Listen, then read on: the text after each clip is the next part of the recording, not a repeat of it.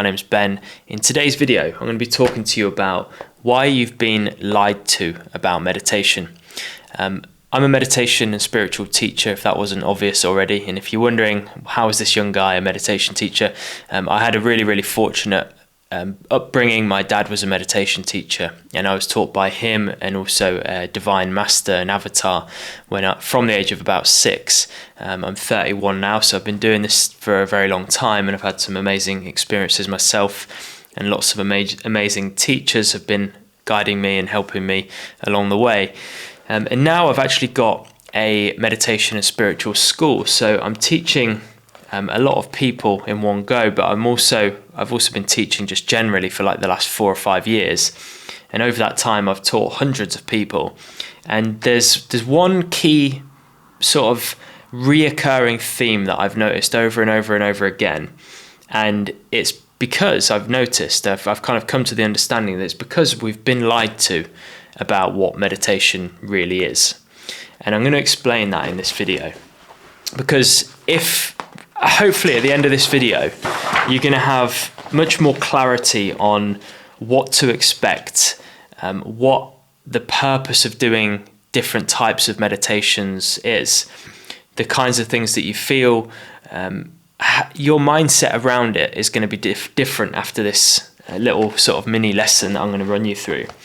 So what do you think when you think of meditation? If someone says meditation, if you were to say I meditate to some stranger in the street, they would immediately think relaxation. So they would immediately think relaxation. Totally messed that up. Can barely spell relaxation apparently. And they would also think peace. They would think of someone that's calm.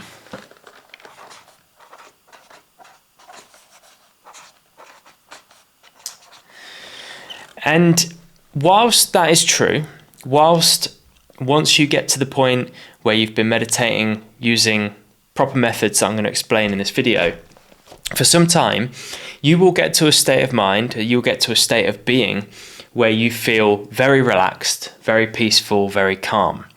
However, that does not mean that your meditations need to have that outcome every single time.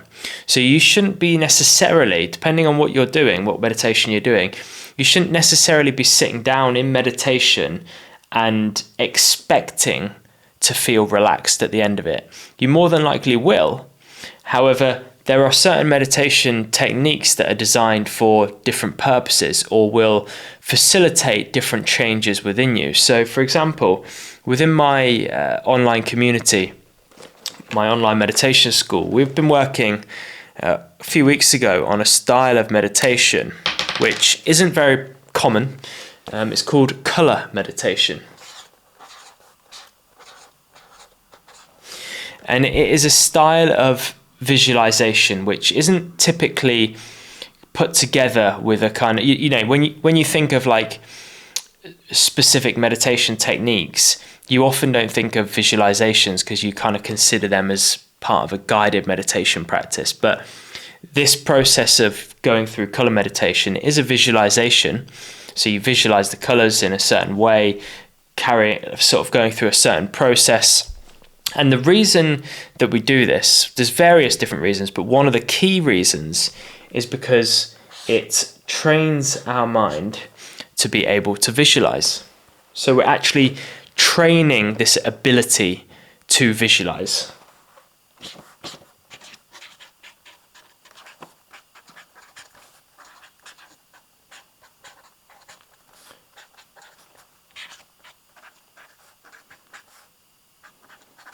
Now, a lot of people tell me that they have a condition where they can't visualize, and it would almost be like me saying that I have a condition where I can't remember things.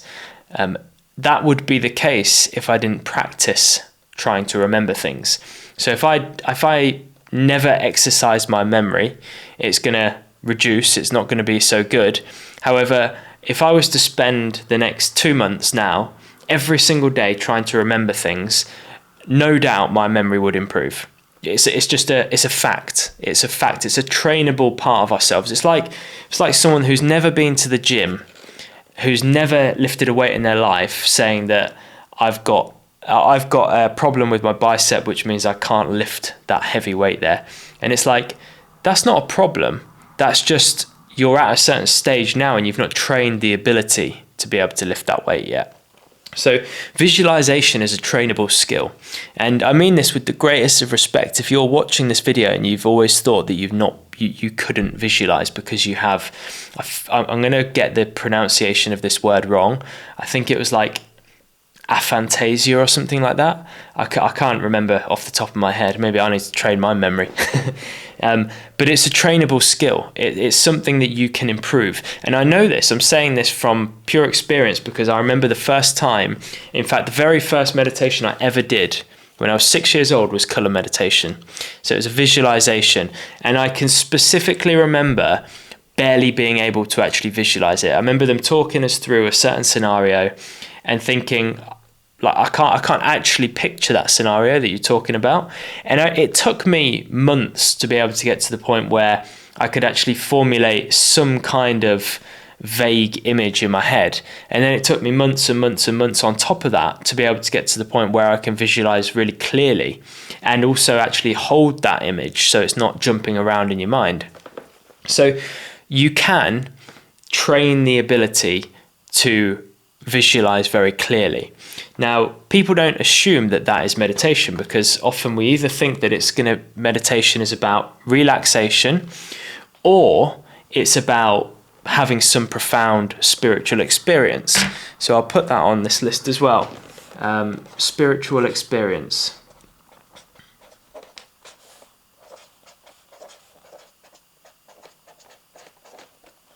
Now, I'm absolutely on board with the fact of the matter that meditation is a key to divinity. Meditation is without question a key to profound spiritual experiences.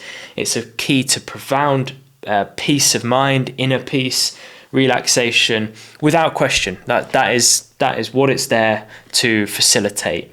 However, I think what a lot of people do is they go directly, when they start meditation, they go directly to either profound spiritual experiences, trying to facilitate them, or relaxation. And relaxation, as most of us understand when it comes to meditation, often people will do guided meditations for that. So they're things that you would find on apps. They're sort of meditations you would find on apps or on YouTube videos. I'll put guided medi. And by the way, I'm saying all this, there's nothing wrong with that. There's absolutely nothing wrong with sort of saying to, coming to meditation and thinking, I'm going to download an app and I'm going to get into this. I'm going to just meditate using the instructions on the app. There's absolutely nothing wrong with that. What I'm trying to outline really in this particular video is that is only one aspect of meditation, is this relaxation benefit. Meditation has many, many other pillars to it. And the reason that doing things like color meditation and ultimately meditations that are actually hard, so that was what I was really getting at, is that meditations that are hard, so things that you cannot yet do, so visualization, so that's like, visualization typically is a really hard one. Doing things where you're forced to focus for extended periods of time with your eyes open and things like that. These are meditations that don't bring about immediate relaxation. Oftentimes they don't bring about, although for some people they do, but for lots of people still they don't, any kind of profound spiritual experience. It's actually just quite a challenging process.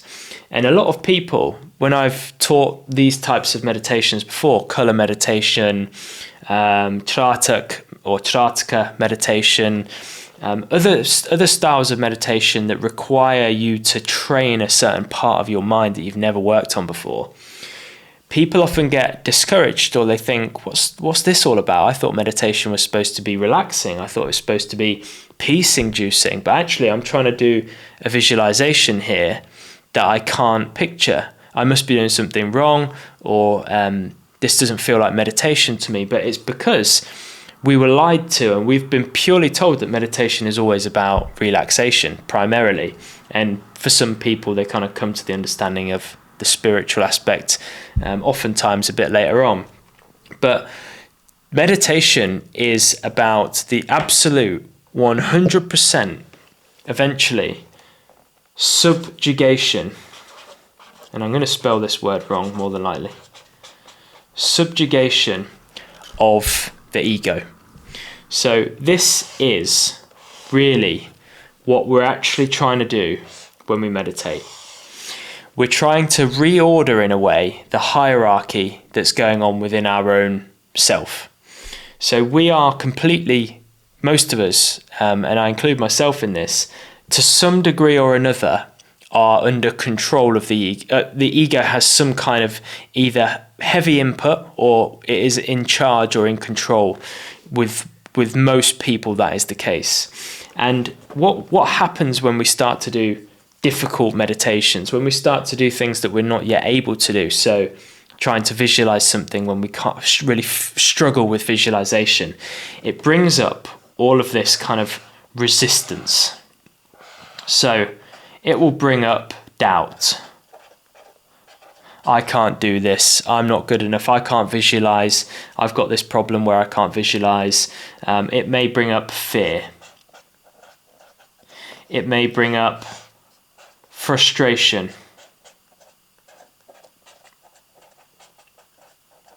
It may even bring up anger. And when I say it might bring up anger, I'm talking about the ego. So if you're doing a meditation and you're starting to feel fear, doubt, frustration, anger, other what we would perceive as negative emotions or feelings, these are almost always going to be coming from the ego. And when we do meditations such as color meditation and these other styles of meditation, lots of which I teach in my school, that aren't necessarily easy initially, although you do get to the point eventually where you feel relaxed, peaceful, calm, you have spiritual experiences with them. But to start off with, there's this challenging process because you're relearning, you're retraining yourself. And because you're putting yourself into some kind of resistance through trying to visualize and trying to do these different things, you're opening the door to the ego, because the ego will work its way in when something is hard, when you're doing something that's difficult, when you're not doing something that you find comfortable. As we all know, the ego is very dominant in those moments. So what the process is actually enabling you to do is start to process and overcome the ego. Because even though, let's say with color meditation, you might not be able to visualize for the first 3 months, it might be really, really hard. Maybe the first 6 months, it's really challenging. Well, quite often you're going to be bringing up lots of these egoic attributes. A lot of them are going to surface.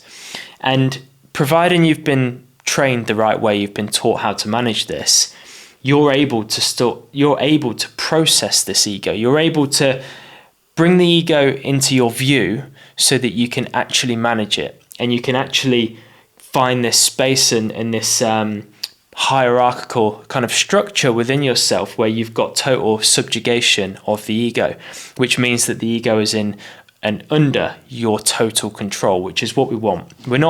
This isn't me saying that you're trying to rid yourself of ego, because we will ultimately always have an ego whilst we're in a physical form, but it's me saying that the ego needs to be under your control. It needs to be subdued. And for many of us, when we're feeling lots of these things, we know that that's not the case, but we're facilitating an opportunity for us to make that the case and make ourselves have control of the ego, allow ourselves to have control. So meditation really is about developing and training the mind. It is about bringing out all of our crappy attributes and egoic traits that we need to get over in order to progress spiritually. And you find, and this again is coming from my own experience of this, that once you've done these more difficult techniques for some time, they are no longer difficult. You train yourself in this exact same way that you train your body to do something that it can't do at the moment. You go through a process of normally some kind of discomfort, but then your body can do it. The same thing happens with your mind in meditation. There are many, many meditation techniques that I've personally done for years on end, and I teach in my school, that either myself when I started them or my students at the moment can't do at the moment. But with practice and with training and with overcoming all of these attributes, they will be able to do it, and they will grow, they will elevate through going through that process. And once you've got over that hump, so once you can visualize, you're enabling all of these other things to take place, but you've not bypassed this benefit. So if you just do, say, guided meditations, and all you care about is relaxation and feeling peaceful and calm, again, nothing wrong with that, but you're not subjugating the ego. You're not training your mind to be able to do something that it can't currently do. You're not allowing all of these egoic traits to come to the surface for you to overcome. So yeah, you're going to feel nice and relaxed, but your consciousness isn't going to be expanding to the same extent. And all of these other benefits that you get by doing meditations that are more difficult, and what I would call pure meditation, you don't get from just sitting down on the floor listening to some kind of guided meditation.